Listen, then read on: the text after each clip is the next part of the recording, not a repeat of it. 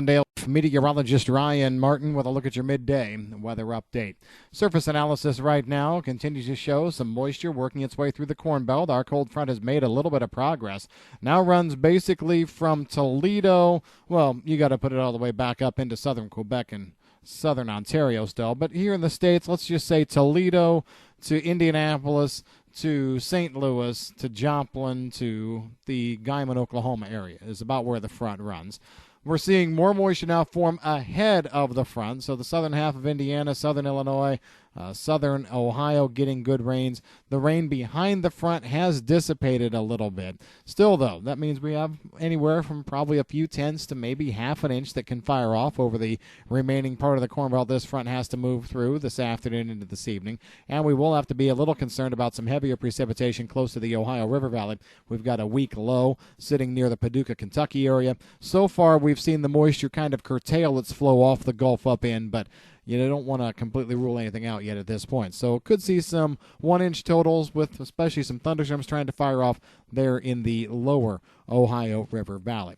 Long and short of it is, though, behind this front, significantly cooler air is coming in, and it is a dry air mass.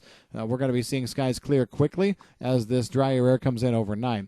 Temperatures last night bottomed out in the upper 20s to low 30s in extreme eastern parts of North Dakota. That tells you what kind of air mass this is. It is moderating and modifying rather quickly as it moves south and east. So we're not looking at the same kind of air over the rest of the Corn Belt, but we are going to spend probably a couple of days back down slightly below normal for this time of year. We should be back around or even a bit above normal as we head into the weekend, and then next week looks pretty good as well, seasonal temperatures.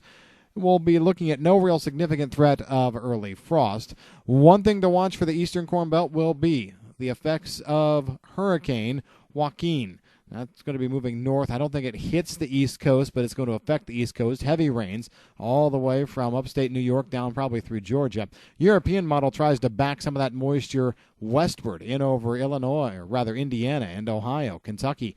I think that's difficult. I think the Appalachians are probably going to serve as a fairly significant barrier, but it's something to watch nonetheless. I really feel the next good threat of precipitation is going to be the first half of next week across the Corn Belt as another front comes down in. Right now, looking at quarter to maybe 1-inch totals. I like quarter to 3/4 inch better, and I think coverage is going to be around 75% of the Corn Belt. Now, as we take a look at international weather, still not seeing any significant rains in Australia right now. A dominating high-pressure dome, upper-level high sits just off the coast of South Australia. That's effectively ruining any chances for precipitation we see before they even can get started. In South America, still staying dry in Mato Grosso, looking at scattered showers and thunderstorms firing off over parts of Mato Grosso here this afternoon into this evening.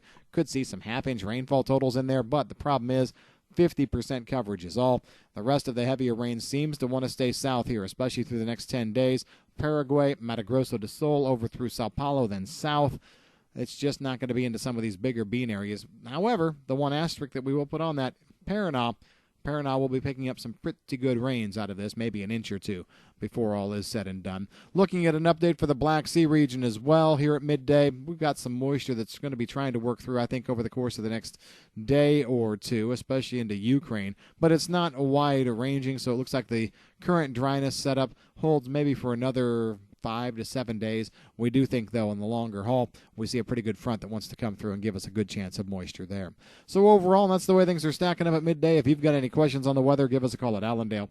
I'm Chief Meteorologist Ryan Martin.